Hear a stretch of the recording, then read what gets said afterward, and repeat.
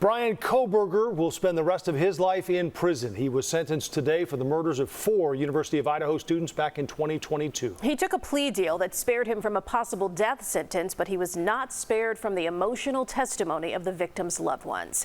Andres Gutierrez takes us inside the courtroom.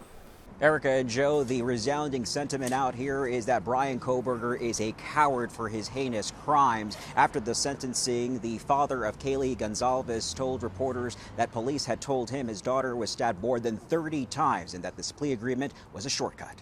Sitting stone-faced in his prison jumpsuit, Bryan Kohberger listened as family and friends of the victims shared their anger and pain. You're a delusional, pathetic, hypochondriac loser. He is a hollow vessel, something less than human. Parents described how Bryan Kohberger's rampage shattered their lives. Maddie was my only child that I ever had. She's the only great thing I ever really did, and the only thing I was really ever proud of. Many had hoped Kohberger would at least explain why he did the unthinkable in 2022, but when given the chance to speak, he refused.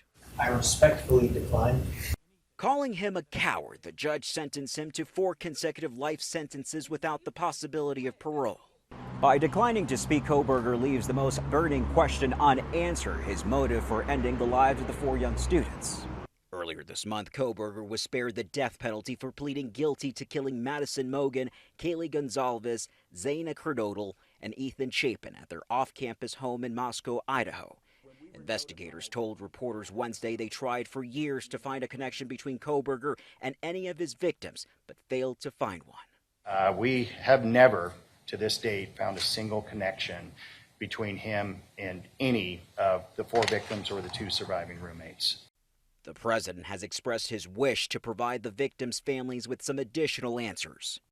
If it were up to the president, he would have forced this monster to publicly explain why he chose to steal these innocent souls.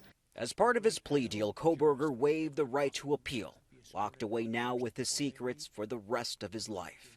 And now that sentencing is complete, law enforcement will be releasing thousands of documents that were once sealed. They provide a better understanding as how they were able to piece this case together forensically. The first batch dropped tonight and ended up crashing the website where those documents were posted. In Boise, Idaho, Andres Gutierrez, CBS News, Chicago.